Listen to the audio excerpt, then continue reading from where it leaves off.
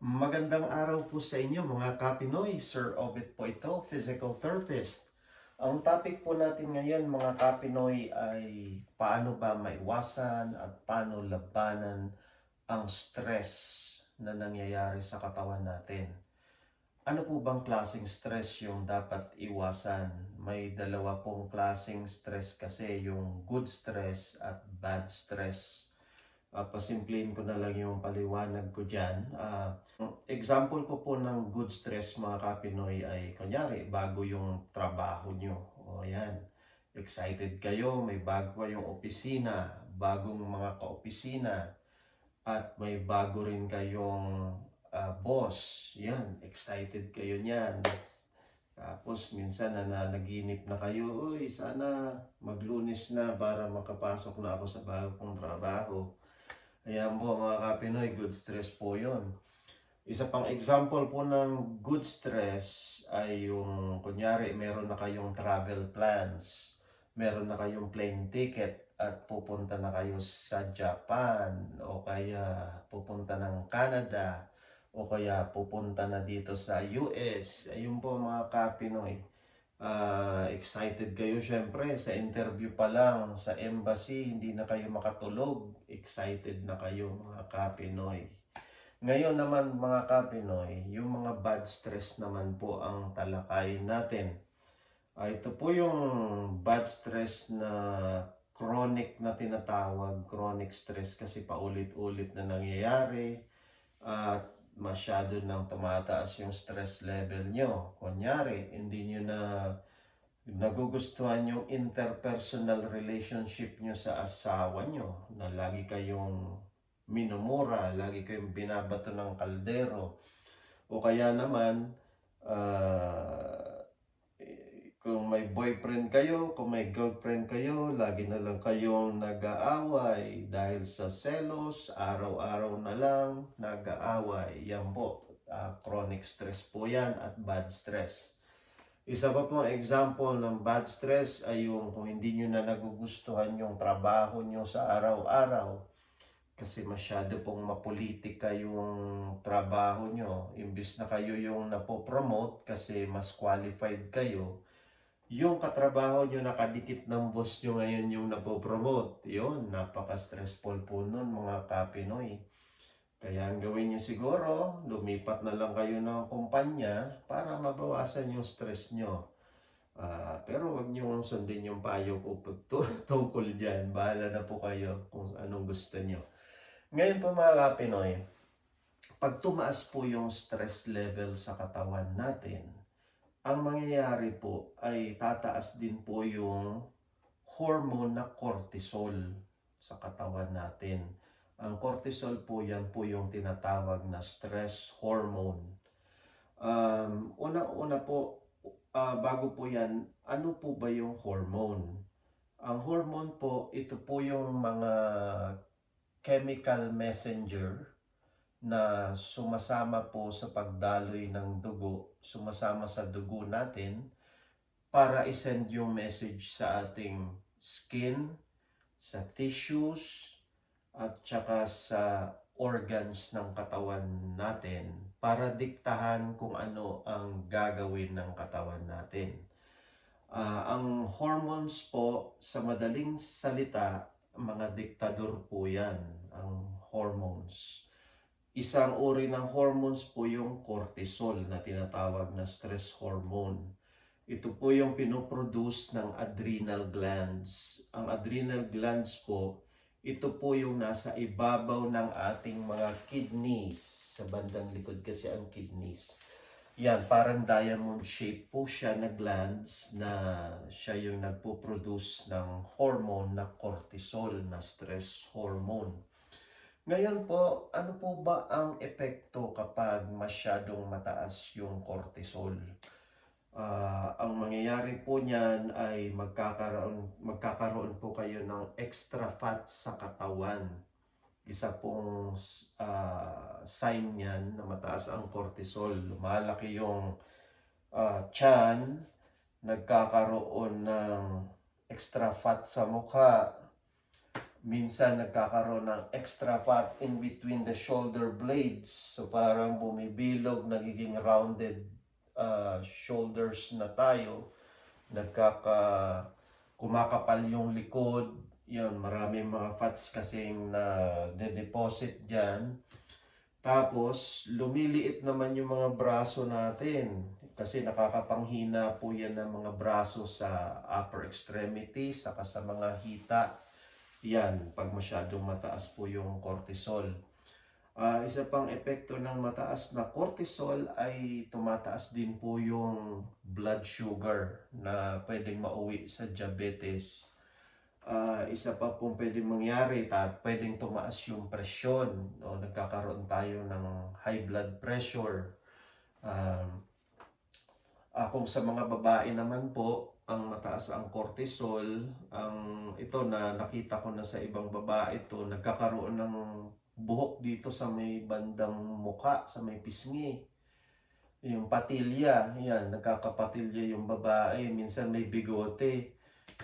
Minsan may buhok na dito sa braso. Ang tawag po dyan mga kapinoy ay hirsutism. Yan po ang isang sign ng mataas ang cortisol. Nakikita rin yan sa mga taong may Cushing syndrome.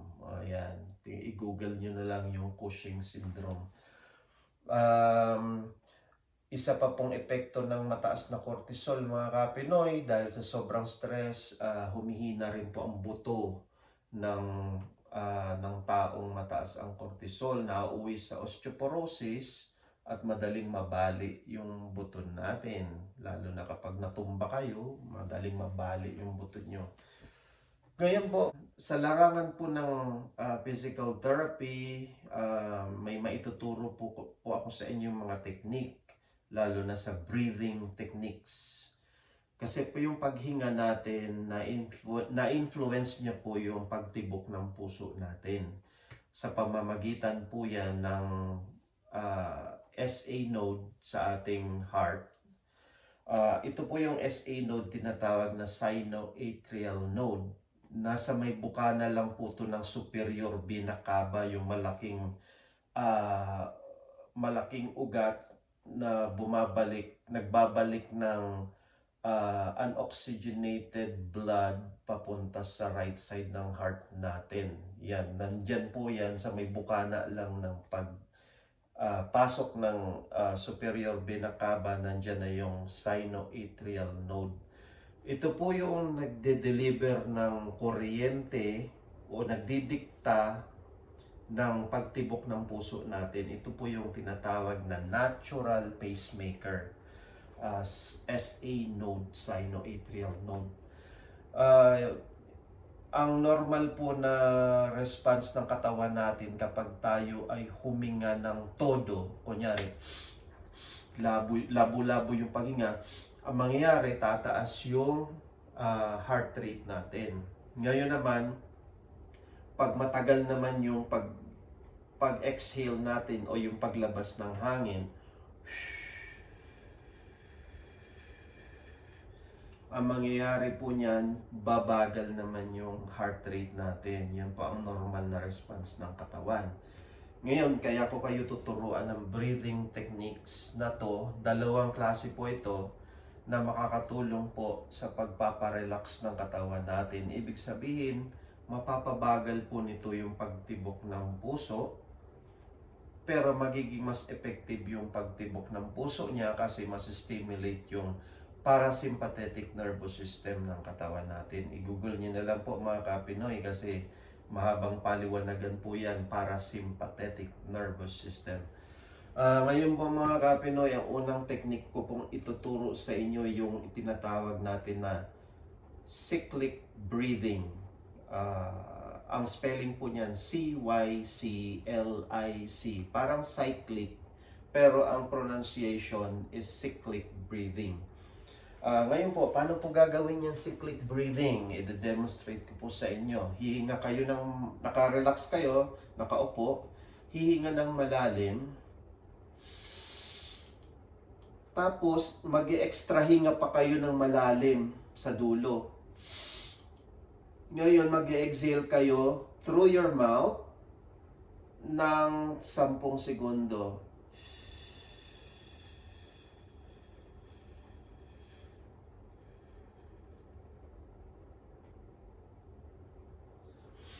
Yan, dahan-dahan po yung paglabas ng hangin. With a pursed lip, yung parang umiihip kayo ng candle sa birthday cake, pero dahan-dahan yung paglabas ng hangin. Lagi kayong hihinga sa ilong, nakasara yung bibig. Isa pa, example ng cyclic breathing. Inhale. Tapos sa dulo, sosobrahan nyo pa ng isa pa. Exhale for 10 seconds.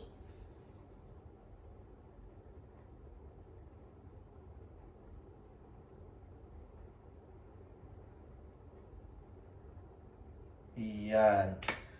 Yan po tinatawag na cyclic breathing. Nakakapagbabagal po yan ng pulso natin. Nakakapagpa-relax. Isa pa pong technique dyan, yung pong tinatawag natin na 4-7-8 breathing. Bakit po 4-7-8? Ang 4 po dyan, mag-inhale kayo through your nose, nakasarado yung bibig, pero 4 seconds po. Inhale kayo. I-hold nyo yung paghinga nyo, huwag kayong huminga ng 7 seconds. Sunod niyan.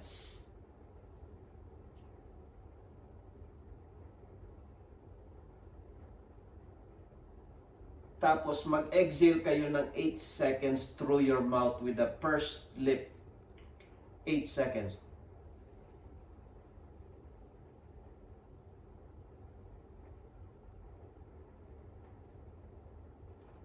Okay, isa pa po, ulitin ko. 4-7-8 breathing.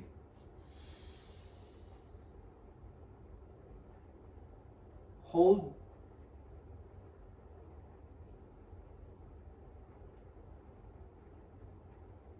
Exhale, 8 seconds.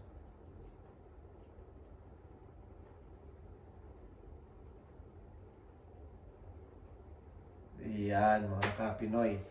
Kaya tinawag na 4-7-8 breathing. Ngayon naman mga Kapinoy, may technique din ako ituturo sa inyo na pamparelax din. Ito po yung tinatawag na progressive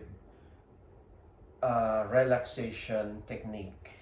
Ang ano po nito, ang gagawin nyo, bawat parte ng katawan nyo na may muscle, pakokontrakin nyo. So patitigasin nyo, tapos i-relax nyo. May certain bilang po yung pagpapakontract ng muscle, which is 5 to 10 seconds hold. Kasi yan po yung effective time for motor recruitment.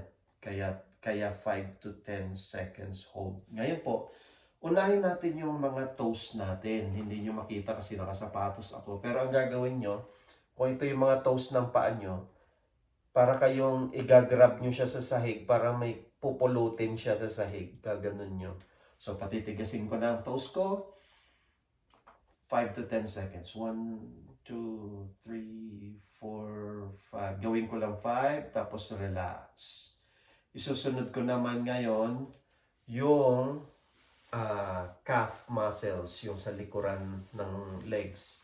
Para daw ma-stimulate yan, nakaupo kayong ganon, tapos idediretso yung paa nyo ganon, tapos ibababa nyo yung toes nyo na ganon. Patitigasin nyo yung calf muscles. 1, 2, 3, 4, 5. I-feel nyo po ng mabuti yung pag-contract nyan. Tapos pag-relax, i-feel nyo rin. Yan, i-relax. Sunod po niyan, kung napapansin nyo, distal to proximal po yan. So, uunahin sa pinakadulo, papunta dito sa taas. Ngayon naman po, yung harapang bahagi ng hita naman, ito, patitigasin nyo po yan. So, gaganyan ulit kayo, nakaupo, itataas nyo naman yung paa nyo. Patitigasin nyo yung harap na bahagi ng hita. 1, 2, 3, na hindi hita, yung legs. 4, 5, tapos i-relax. Ayan. Ngayon naman, patitigasin nyo naman yung hita nyo. Ito.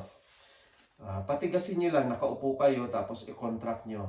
Hold nyo. 1, 2, 3, 5 to 10 seconds, tapos relax. Ngayon, itaas nyo na. Yung puwet nyo naman, yung pisngi ng puwet nyo, patigasin nyo, iipitin nyo siya, i-squeeze nyo for 5 to 10 seconds. Yan. Huwag nyo pigilan yung paghinga nyo. Dapat humihinga rin kayo dito. Okay? Squeeze. 1, 2, 3, 4, 5. Yan, na-squeeze ko na yung puwet ko. I-relax ko na. Dapat i-feel nyo yung pag-relax din. Sunod po niyan, tataas na kayo. Dito naman sa may bandang tiyan. Yung pusod nyo, isa-suck in nyo siya. Papupuntahin nyo siya sa bandang spinal column nyo. So, i-squeeze nyo siya. Inhale muna. Squeeze yung pusod, palikod. Magbilang. 1, 2, 3, 4, 5. 5 to 10 seconds. Tapos, i-relax nyo dahan-dahan. Okay? Ngayon naman po, itataas nyo na sa may bandang dibdib na. Patitigasin nyo yung dibdib nyo. Okay, patigasin ng dibdib. Inhale. Magbilang. 1, 2, 3, 4, 5. 5 to 10 seconds. Tapos relax. Ngayon naman po mga kapinoy, teka, usog muna ako dito. Yan, ngayon naman po mga kapinoy, yung balikat naman. Itaas nyo yung balikat. Hold nyo. 1, 2, 3, 4, 5. 5 to 10 seconds. Tapos relax. Ayan. Ngayon naman po mga kapinoy, na ano nyo na dito, tapos na dito. Ngayon, wala namang hold na to. Hindi nyo na i-hold. Mag-anatomic position kayo na nakaupo ng ganon. Kung nakaharap sa inyo, nakaganon. Ayan. Ayan, nakaganon kayo. Tapos yung dulo ng daliri nyo, bawat joint dyan, yung pinaka-distal, pinakadulong joint, ibabaluktot nyo. Hanggang mag-make fist kayo, hanggang maging kamao yan. Yan, dahan-dahan. Tapos, naka-fist na kayo, nakaganon. Tapos wrist naman, dahan-dahan. I-feel nyo bawat contraction. Tapos, sa biceps naman, babaluktot nyo yung siko nyo. Yan, patitigasin nyo yan. Yan, tapos balikat naman. Wala na pong hold to. Parang series of contraction lang. Balikat, tapos upper back, stretch nyo. Tapos yung leeg. Yan, sa dulo, pwede nyo i-hold 5 seconds. 5 to 10 seconds pwede. 2, 3, 4, 5. Tapos i-relax nyo muna yung sa may bandang leeg. Yan, tapos balikat, i-relax. Tapos ididiretso nyo ng dahan-dahan yung siko nyo. Ipi-feel nyo siya mga kapinoy. Tapos yung wrist naman, hanggang yung mga daliri, ibubukan nyo na yung palad nyo. Yan, pagkabukan nyo ng palad nyo, may mararamdaman kayo dyan, parang, uy, may dumadaloy na dugo sa dulo ng mga daliri ko. Yan, tapos relax na kayo. Yun. Yung mga kapinoy, ang progressive relaxation technique.